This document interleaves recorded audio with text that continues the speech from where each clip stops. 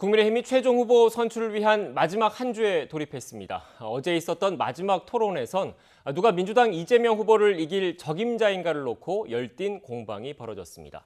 반면 민주당 이재명 후보는 메머드급 선대위 구성과 정책 행보에 속도를 내고 있습니다. 현 대선 전국 각 진영에선 어떻게 준비하고 있는지 남영희 전 이재명 캠프 대변인 그리고 이현주 홍준표 캠프 선대위원장과 이야기 나눠보겠습니다. 안녕하세요. 안녕하세요. 네, 안녕하세요. 국민의힘 관련된 이야기를 오늘은 먼저 좀 하겠습니다. 질문도 먼저 드려야 될 것 같고요. 어떻게 보면 TV 토론회라는 큰 시험은 다 치렀지 않습니까? 이제 시험을 치르고 나서 당원 투표 그리고 일반 여론조사라는 성적표를 지금 기다리고 있는데 시험 잘 치른 것 같습니까? 홍준표 캠프에서? 네, 어제 특히 어제 이제 토론회 보신 분들은 아시겠지만 최근 들어서 특히 이제 맏형론 이런 걸 내세우시면서 사실은 뭐 상대방이 뭐 이제 자극적인 얘기 하셔도 발끈하지 않고 잘 참고 계시더라고요. 네. 그래서 어제 보니까 뭐 원희룡 후보는 뭐 우리 후보 보고 빈 깡통이다 어떻다 굉장히 원색적으로 비난하시고 또 윤 후보 같은 경우에도 그분이 또 워낙 이렇게 자세가 이렇게 검찰에서 피의자 신문하던 그런 자세를 이렇게 이래가지고 그런 이게 때릴 것 같은 그런 자세가 이게 위압적으로 나오고 해도 거기에 이렇게 흥분하지 않으시고 차분하게 잘 하셔서 좀 안심되는 준비된 후보다. 그래도 연륜이나 이런 경험이 어디 가지 않는다. 이런 인상을 좀 남긴 것 같습니다. 다만 이제 우리 열렬 지지층에서는 그렇게 막 예의 없이 구는데 왜 가만히 있냐 이런 분들도 계신데요. 네. 지금은 어쨌든 우리 열렬 지지층도 중요하지만 중도층을 잡아야 되기 때문에 이해해 주시면 좋겠습니다. 네, 캠프 내에서 여러 고민이 있었던 것 같다는 생각이 드는데 뭐 상대당이긴 하지만 어제 토론회 어떻게 보셨습니까?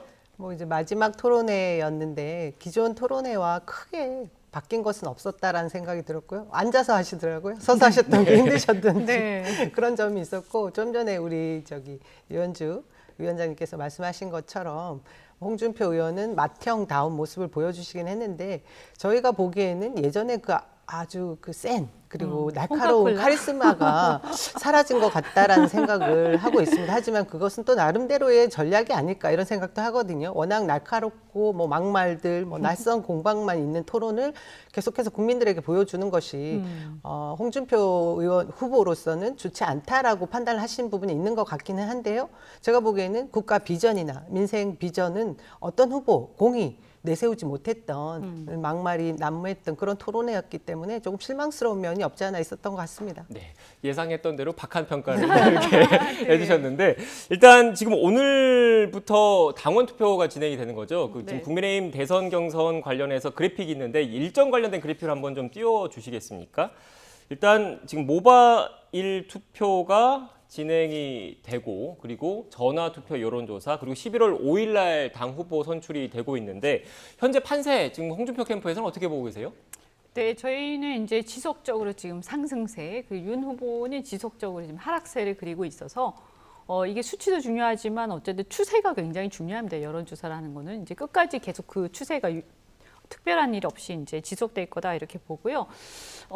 그리고 이제 그러니까 지난주 여론조사에서 저희가 한 10개 정도가 이제 웬만한 이제 규모 있게 발표가 됐었는데 거기에서 전부 다 이제 홍 후보께서 이제 이기셨고 더 이제 주목할 만한 것들은 그동안에는 이제 국민의힘 지지층에서는 약간 이제 다소 떨어지는 그런 것들이 있었는데 국민의힘 지지층에서의 홍 후보와 윤 후보의 격차가 굉장히 많이 줄었습니다. 그래서 한 자릿수로 접근한 부분들도 있었고, 그래서 저희는 이제 이번에 그러니까 당원 투표에서 얼만큼 우리가 이거 추월할 거냐 이게 이제 관심사인데요.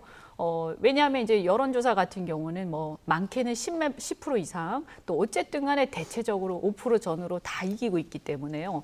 그런데다가 무효표와 무응답표가 빠지거든요. 경선에서는. 그래서 그게 빠지게 되면 실질적으로 더 올라갈 거로 보고 있습니다. 네. 당원 투표 같은 경우에는 어쨌든 저희가 계속해서 격차가 줄고는 있습니다. 그래서 상승세와 하락세는 맞는데 이거를 이제 저희 욕심은 이번 이제 투표에서 당원 투표에서도 우리가 이기겠다. 지금 오늘은 당원 투표가 진행되는 거죠? 네. 당원 투표에서도 우리가 이기겠다 이런 각오를 갖고 있고 저희 그게 가능하다고 보는 게 막판에 사실 그동안 입장을 표명하지 않고 관망하고 있던 다선 중진 의원들께서 뭐 이렇게 발표를 하시지는 않았지만 저희를 지지한다라면서 도와주겠다라는 그런 움직임들이 상당히 있습니다. 이제 그 배경에는 아무래도 뭐 윤 후보가 이제 반짝하고 그 동안에 몇 달 동안 이렇게 이 뭐 어떤 인기를 얻긴 했지만 그러나 대통령 후보를 뽑는 거기 때문에 국가 지도자를 뽑는 데 있어서 본선의 경쟁력과 그 다음에 또 이 집권을 했을 때 이 국정을 어떻게 끌고 갈 수 있을 것인가, 우리가 얼마나 안심하고 이 사람한테 맡길 수 있는가, 나중에 연대 책임지면 안 되지 않습니까? 네. 네, 그런 생각을 좀 하는 것 같습니다. 그런데 오늘 또 그 윤석열 캠프 측이 없기 때문에 윤석열 캠프 입장을 제가 좀 대신 전해드리면, 당심에서는 윤석열 캠프가 확실하게 잡고 있다. 그리고 일반 여론조사에서도 홍준표 의원이 좀 높게 나오는 거는 이른바 민주당 지지층의 역선택일 가능성이 있다라고 윤석열 캠프 측에서는 주장을 하고 있다는 점을 참고로 말씀을 드리고, 여기에 대해서 어떻게 생각하십니까? 민주당에서는? 윤석열 후보 측에서 최근에 역선택 얘기를 하셨다고 제가 들었는데요. 대부분의 전문가들은 역선택이라는 것이 사실상 존재하기 힘들다라는 것이 중론이기도 합니다. 하지만 민주당의 3차 선거인단 투표 결과를 보면 또 완전히 배제할 수 없는 것이 사실인데요. 민주당은 누구나 가입할 수 있는 선거인단이었기 때문에 저희가 그 막지 못했던 부분이 있지만, 지금 국민의힘은 조금 다른 상황이라고 제가 알고 있고요. 역선택을 걱정해야 될 분은 제가 볼 때 지금 현재는 홍준표 후보님이 아닐까 하는 생각이 듭니다. 왜 갑자기 우리 쪽에서 그쪽에서 더 우리가 지금 걱정을 강하게 해야 치고 된다. 올라가는 네. 추세인 그 상황을 보여주고 있는데, 왜 윤석열 후보가 그런 걱정을 하시는지 모르겠고요. 지금 2030의 그 지지율을 보면 제가 바닥 민심을 들어봐도 홍준표 후보가 훨씬 앞서 있는 건 사실인 것 같더라고요. 하지만 아까 말씀하신 대로 제가 본 결과도 신규 당원들, 지금 최근에 늘었다고 하나 57만 정도 되는 당원들의 표심이 어디로 가느냐의 문제인데, 그 점에 있어서 윤석열 후보가 그 문재인 정부 그리고 복수를 하겠다는 그 지지층의 결집, 이 힘들이 굉장히 크게 작용하고 있는 것이 제가 볼 때는 한 정부를 새롭게 세우는 부분에 있어서는 좋은 작용은 절대 하지 못할 것인데요. 그래도 국민의힘에도 자정 노력이라는 것이 분명히 당원들 사이에 있을 것이라고 보기 때문에, 저도 사실 어떻게 될지 지금 가늠하기 어렵고, 굉장히 지금 기대가 되고, 어떤 결과가 나올지 저도 모르겠습니다. 하지만 전체적인 판단의 흐름은 그래도 윤석열 후보가 조금 더 앞서고 있지 않나라는 그런 결론들을 하고 있더라고요. 네.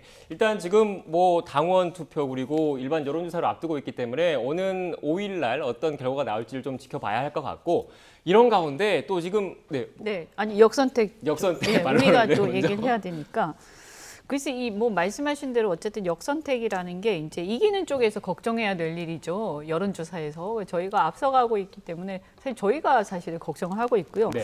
그것보다도 사실은 역선택이라는 것은 민주당 후보가 이 보기에 없을 때 걱정을 하는 것이 맞지, 예를 들어서 양자 대결, 사자 대결 이런 식으로 이재명 후보가 그 옵션 안에 있으면, 그러면 그럼에도 불구하고 이재명 후보를 지지하지 않고 홍준표 후보를 지지한다라면 이분은 본선에 가서도 이재명 후보가 나오시잖아요. 그러니까 본선에 가서도 그분은 홍준표 후보를 지지할 거라고 봐야 되겠죠. 네. 그래서 그런 경우에는 어쨌든 양자 대결이나 사자 대결에서 홍준표 후보를 지지하고, 이런 경우에는 어쨌든 이 경우에는 확장력 그리고 지지층의 전환, 그래서 오히려 본선 경쟁력을 말하는 것이라고 저는 생각을 합니다. 그리고 이 57만 명 신규 당원이 있었는데, 이 중에서 그러니까 57만 명이 총 당원인데, 이 중에서 책임 당원 중에서 20만 명 정도가 신규 당원입니다. 그렇죠. 그런데 이분들의 상당수가 또 이렇게 그 온라인을 통해서 자발적으로 가입하신 분들인데, 이분들이 2040인 경우가 많습니다. 그래서 주로 저희 지지층이고, 다만 이 경우에도 어쨌든 윤 후보 쪽에서 조직 선거를 하기 위해서 모은 당원이 없다고 말할 수는 없겠죠. 그러나 이제 자발적으로 본인이 선택해서 본인이 후보를 또 뽑기 위해서 자발적으로 가입한 당원하고, 그다음에 이제 페이퍼 당원이라고 하는데 이렇게 급조해서 이렇게 사람들을 막 모아가지고 명단을 만들어서 가입시킨 당원하고, 그 투표율이나 열정의 차이가 굉장히 크게 날 것이다. 그것이 이제 과거에 이준석 전당대회 이준석 대표를 뽑았을 때도 똑같은 현상이 있었습니다. 네. 저희는 그런 현상이 있을 것이다. 그래서 투표율을 최대한 높이는 데 주력하고 있습니다. 네. 오늘 좀 다룰 주제가 많아서 조금 속도감 있게 가겠습니다. 네, 역선택 관련된 반론 다 하신 거죠? 네, 네. 알겠습니다. 일단 또 윤석열 캠프 측에서는 중도 확장성과 관련해서는 그 어떻게 보면 홍준표 의원 같은 경우에는 연륜이 있는 정치인이지 않습니까? 그래서 중도 확장성은 상대적으로 새로운 인물인 자신이 더 있다라고 주장할 수 있다라는 점 참고로 말씀을 드리고 앞서 이 주제를 얘기하려고 그러는데 이렇게 지금 국민의힘 관련해서 후보 확정을 앞두고 있는 상태에서 이 대선 판도를 흔들 또 하나의 변수가 등장했습니다. 안철수 국민의당 대표가 세 번째 대선 출마를 선언했는데 먼저 관련된 녹취를 듣고 오겠습니다. 저는 정치를 잘해 나가려면 우선 기존 여의도 정치 문법을 따라야 한다고 잘못 판단했습니다. 국민들께서 저 안철수에게 바란 것은 안철수의 옷을 입고 안철수답게 정치를 하라는 것이었는데 저는 여의도 정치의 옷을 입어야 되는 줄 알았습니다. 어쩌면 안 맞는 옷을 어떻게든 입으려 했기에 기대하신 국민들께서 실망하고 제가 그토록 힘들었다는 결론에 이르렀습니다.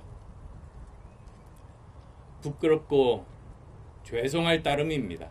저는 국가 경영을 위한 도전에 다시 나서고자 합니다. 저는 오늘 대한민국 제20대 대통령 선거 출마를 선언합니다. 과거를 파먹고 사는 역사의 기생 세력과 완전히 결별하고 대전한 대혁신의 시대를 열어나가고 싶은 소망 때문입니다. 네, 보신 것처럼 안철수 대표가 대선 출마를 공식 선언했습니다. 관련된 질문을 좀 드리기 전에 이게 왜 이번 대선 전국에서 영향을 줄 수 있는 변수인지를 알 수 있는 그래픽을 좀 먼저 보고 오겠습니다. 먼저 가상 양자 대결 관련된 그래픽을 띄워주시죠. 지금 민주당 이재명 후보와 윤석열 후보와의 격차, 오차 범위 내에서 0.1%포인트 차를 보이고 있습니다. 다음 그래픽 주시죠.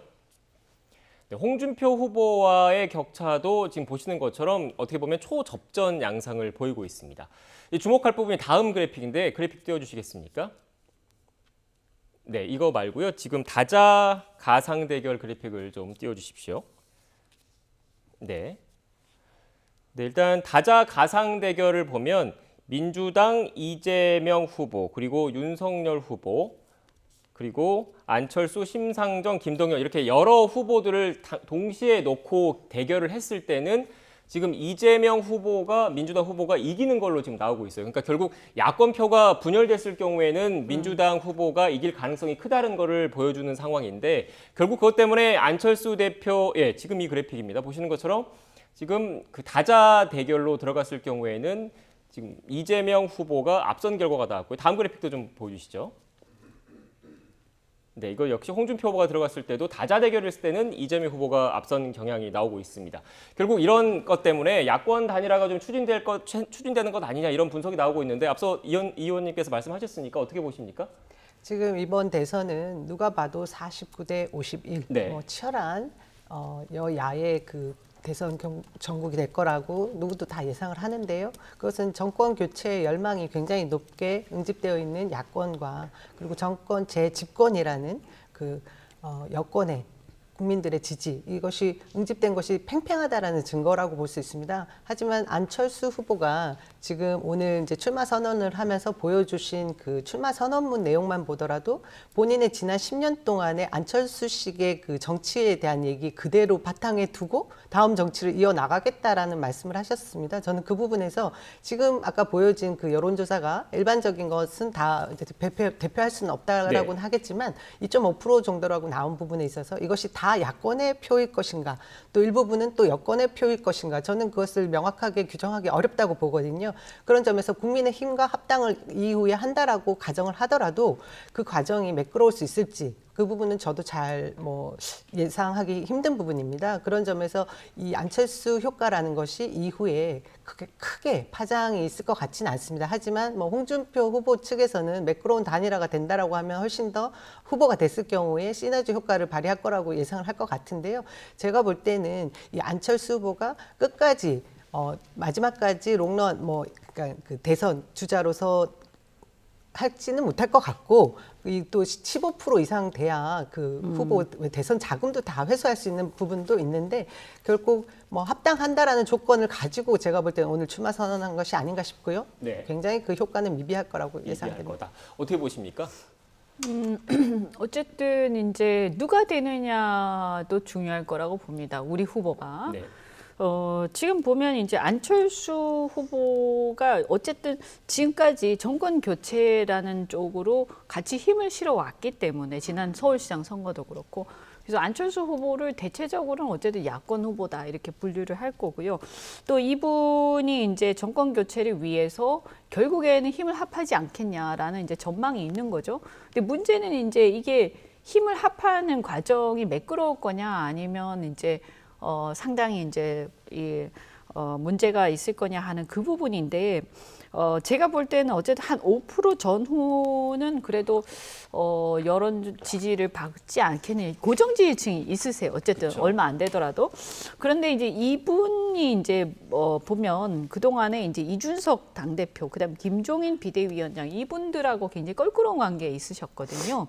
근데 이렇게 보면 이제 홍 후보 같은 경우에는 이준석 그 당대표하고의 관계가 굉장히 원만하시죠. 그러면서 약간은 어른으로서 조금 이렇게 어떻게 보면 이렇게 보호해주는 그런 면들도 있었고요. 그러다 보니까 저는 이준석 당대표가 안 후보하고의 어떤 단일화 과정에서 다른 어떤 어떤 그 예측하지 못한 행동을 하거나 어떤 입장을 갖는 부분들을 홍 후보가 상당히 설득할 수 있을 것이다. 두 분의 사이가 워낙 원만해서. 그다음에 이제 김종인 비대위원장 같은 경우에는 또 워낙 사이가 안 좋으시죠. 그런데 김종인 비대위원장은 이제 홍 후보 같은 경우에는 그분의 지혜는 우리가 빌리지만 그분한테 휘둘리지 않겠다라는 것을 굉장히 분명하시고, 다른 누구한테 휘둘릴 만큼 자기 중심이 없는 분이 아니시거든요.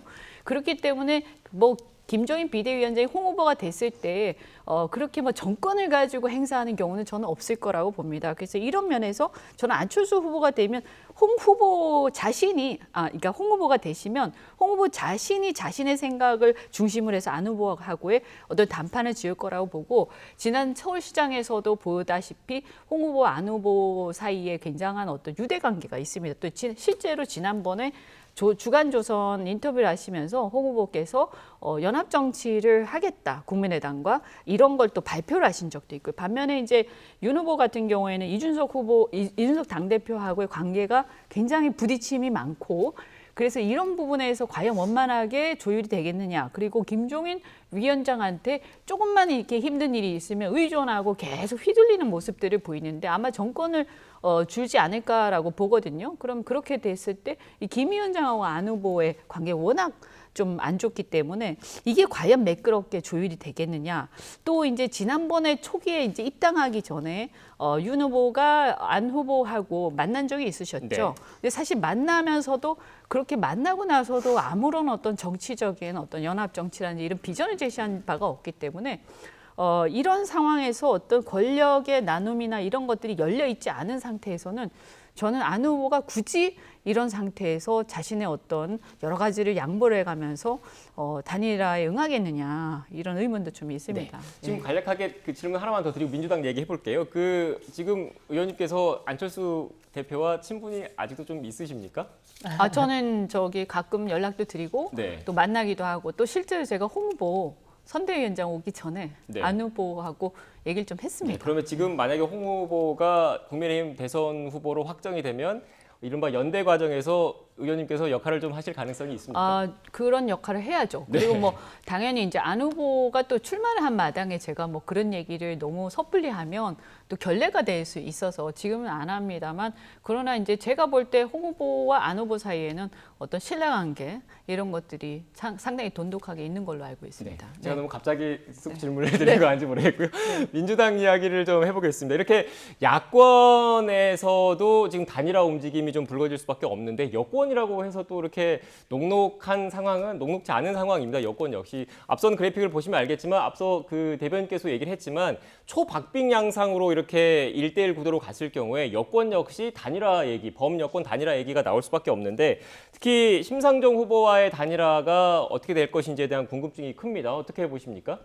정의당과 민주당이 연대를 하게 되면 그것은 가치 연대여야 되겠죠. 네. 단순한 표심 결집을 위한 연대가 된다고 하면 그 속에 지지하는 그 집단들이 다 먼저 그 속내를 읽을 것이라고 저는 생각합니다. 그런 점에서 그 가치 연대가 어떤 식으로 될지에 대해서는 이재명 후보가 이미 그 많은 여권의 범여권 진보개혁 진영에 연대를 하겠다라는 문을 열어둔 것인데요. 저는 정의당과 민주당은 늘 애증의 관계였다는 생각이 듭니다. 진보개혁 깃발은 같은 진영에 꽂아두고 최근에 일련의 많은 표현들이나 이런 부분은 좀 다른 부분이 있기는 합니다. 하지만 그 부분들이 같은 가치를 가진 지향점이 있다라고 하면 충분히 연대 가능한 부분이 있을 것이라고, 접점을 찾을 수 있을 것이라고 생각합니다. 네, 제가 또 그런데 심상정 후보 입장을 얘기를 안 할 수가 없어서, 심상정 후보 입장은 현재 기준으로 봤을 때 단일화는 역사적 시효가 끝났고 양자 대결 구도는 양당 독재의 또 다른 이름이다. 현재까지는 대선 후보로서, 정의당 대선 후보로서 완주를 하겠다, 이런 의사를 계속 표현을 하고 있다는 점을 말씀을 드리고요. 오늘 또 YTN이 조사한 정당 지지율이 있는데 관련된 그래픽을 좀 띄워주시겠습니까? 국민의힘 입장에서는 좀 고무적인 결과가 나온 것 같습니다. 네. 네, 의원님 어떻게 보십니까? 이번 지지도 42.6%가 나왔거든요. 네. 생각보다 굉장히 많이 나왔네요. 저는 이제 한 40% 약간 안 될 거라고 생각을 했는데요. 그만큼 이제 정권 교체 열망이 큰 게 아닌가라는 생각이 들고요. 어쨌든 현재 상황이 저는 이렇게 봅니다. 이렇게 이 어떤 그 선거 속에서 약간은 양당으로 이렇게 갈라지는 그런 경향들이 좀 있고, 거기 그 속에서 또 후보자가 갖고 있는 확장성, 이런 것들이 좀 중요한 선거가 아니겠는가. 그래서 이번 선거는 저는 사실은 제3후보의 어떤 그 공간, 그게 많지는 않은 것 같아요. 다만 저는 누가 되느냐에 따라서, 그러니까 이제 후보가 누가 되느냐, 우리는 아직 남아 있으니까 경선이, 그래서 누가 되느냐에 따라서 제3후보의 이 지지가 높아질 수도 있고 낮아질 수 있다. 그런데 보면 어쨌든 지금 홍 후보 같은 경우에는 젊은 층의 지지, 그다음에 중도층의 지지, 그다음에 호남에서 일부 이제 지지, 이런 것들이 뒷받침되어 있기 때문에 안 후보하고 지지 기반이 약간 겹치는 부분이 있습니다. 그래서 가치 연대라는 점, 그래서 정치를 혁신하고 이 대권을 둘러싼 소위 말해서 기득권 정치를 좀 청산하고 교체하자라는 면에서는 같은 방향을 갈 수 있지 않을까. 근데 반면에 윤 후보 같은 경우에는 지금 보면 굉장히 그동안의 보수의 정치 기득권 세력이 주변을 둘러싸고 있어요. 본인은 신인이지만. 그래서 이러한 경우에는 접점을 찾기가 쉽지가 않을 수가 있고요. 그리고 더더욱 이게 이제 이런 이제 지지 기반이 또 젊은층 같은 경우에 윤 후보를 398 후보라고 하지 않습니까? 그래서 20대, 30대, 40대 3%, 9%, 8%의 낮은 지지율이다. 이렇게 해서 지금 보면 이재명 후보보다도 윤 후보가 더 젊은 층에서 지지를 못 받고 있거든요. 이런 상황 속에서는 이 지지 기반이 워낙 다르다 보니까 저는 안 후보가 나왔을 때 이 젊은 층이나 중도층에서 대안을 찾아서 모색할 가능성이 많다. 그래서 상당히 저는 안 후보의 지지가 올라갈 가능성이 있다고 봅니다. 네. 지금 민주당 입장에서는 물론 여론조사 기관마다 정당 지지율 차이가 있다는 점을 미리 시청자 여러분께 말씀을 드리는데, 일단 YTN이 조사한 리얼미터 조사한 결과를 보면 30% 미만으로 지금 떨어진 상태이거든요. 그런데 이재명 대선 후보가 본격적인 대선 행보를 하는 입장에서 민주당 지지율이 이렇게 잘 안 올라온다는 건 좀 부담일 수밖에 없지 않습니까? 저도 지금 저 지지율을 보고 얼마 전에 저희가 국민의힘과 비슷하게 나온 지지율, 올라갔던 상승했던 지지율과 많이 차이가 있어서 조금 놀라운데요. 저는 저는 결국은 그런 것 같습니다. 이슈의 중심에 지금 어디 누구가 자리를 하고 있느냐. 이재명 후보가 민주당 후보가 되면서 지금 선대위 구성까지 이제 내일 발표를 하게 되는데 그 사이 약간 소강 상태가 저 여론조사에 반영이 된 것이 아닌가 싶고요.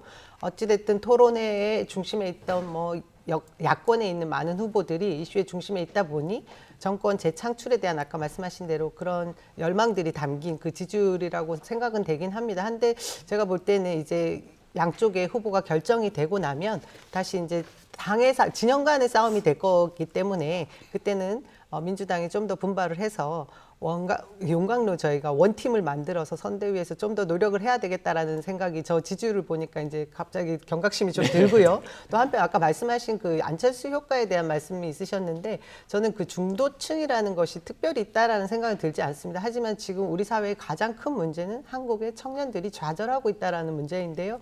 그 점에 저는 전략적 접근이 아니라 실질적으로 이 청년들이 좌절하지 않을 수 있는 그 대안적 그 제도를 마련할 수 있는 것이 누가 되느냐가 앞으로 대선의 그 승기를 잡는 요건이 될 것 같습니다. 네, 지금 대변인께서 그 국민의힘 야권 후보들이 이슈의 중심에 있다 보니까 그게 좀 국민의힘 지지율에도 영향을 미치지 않았을까라고 분석을 해주셨는데 그런데 또 일각에서는 이런 논란을 의식해서일까요? 이재명 후보가 어떻게 보면 사회적인 논란을 불러일으킬 수 있는 이슈화가 될 수 있는 정책들을 계속 던지고 있다 이런 분석도 있습니다. 관련한 녹취가 있는데 녹취를 먼저 듣고 오겠습니다. 재난지원금 아직 정기국회가 아직 한 달 정도 더 남았어요. 12월 2일까지가 우리가 예산이 확정이 돼야 되거든요. 예. 지금 한 달 좀 넘는 기간 동안에 예. 이 부분에 대해서 정기국회에 반영할 수 있는 부분은 최대한 반영해야 된다라고 보이는데 5월 달까지 정부 부처가 예산안을 기재부에다 제출을 하고 기재부하고 조율을 해서 9월 1일자로 정부에다 주지 않습니까?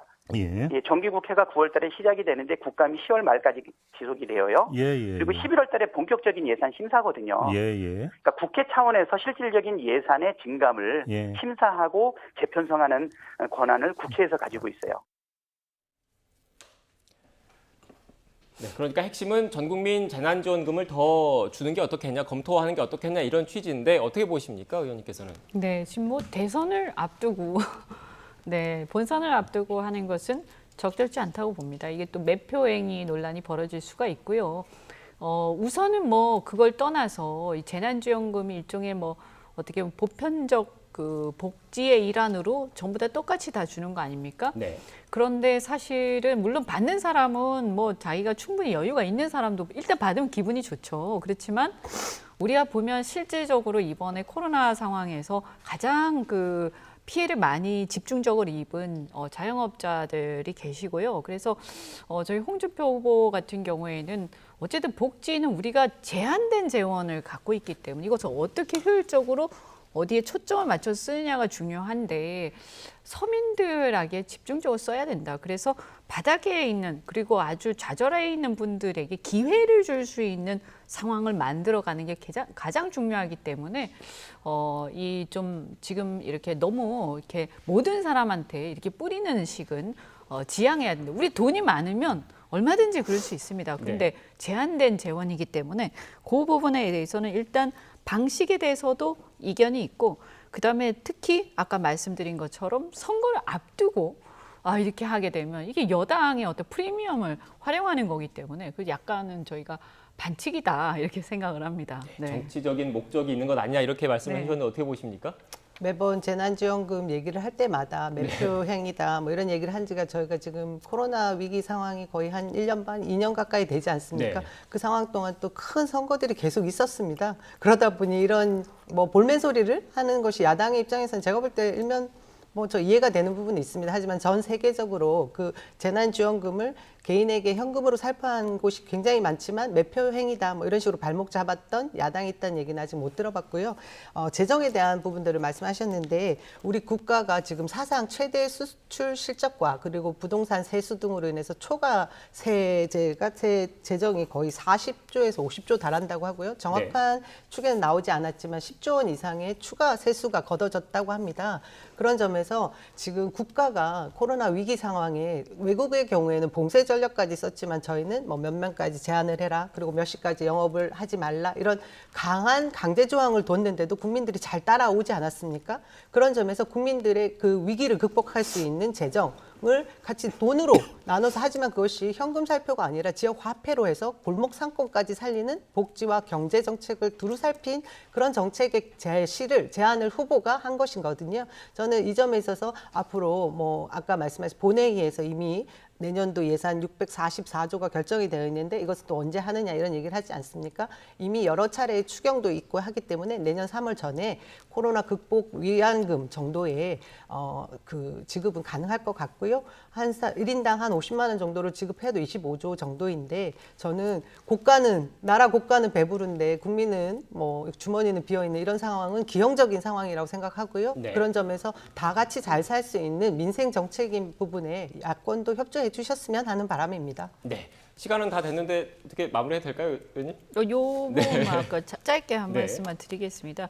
그래서 이제 지금 보면 문재인 정권에서 이제 부동산 세수 확보에 굉장히 성공을 하셨어요. 근데 이게 이제 보면 물론 이제 부동산으로 차익을 많이 얻으신 분들도 계시지만 실제로 보면 그냥 한 1주택, 그냥 노년의 1주택만 갖고 계신 중산층들도 많고, 또 그러다 보니까 양도세나 이런 것이 너무 높다 보니까 거래가 안 돼가지고 사실은 매물이 안 나오고, 그래서 결과적으로 집값이 오르는 원인이 되고 있거든요. 그래서 젊은 층들이 집을 못 사고 있고요.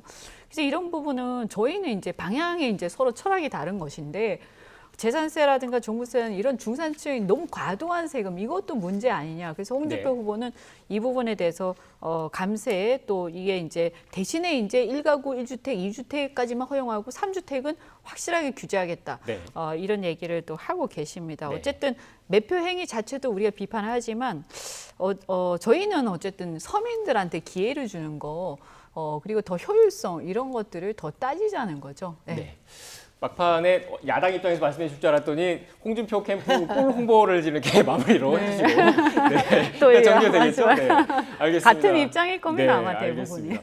일단 뭐 그 오늘 5일에 그 국민의힘 후보가 결정이 되면 그 이후에 이렇게 이런 사회 정책적인 국민의 삶과 직결되는 정책과 관련해서 치열한 논쟁과 공방이 있지 않을까 그렇죠. 싶고요. 네. 그 이후에 다시 한번 또 모셔서 이야기를 나눠보겠습니다. 지금까지 남영희 전 이재명 캠프 대변인, 이현주 홍준표 캠프 선대위원장과 이야기 나눴습니다. 오늘 말씀 고맙습니다. 네, 감사합니다. 고맙습니다.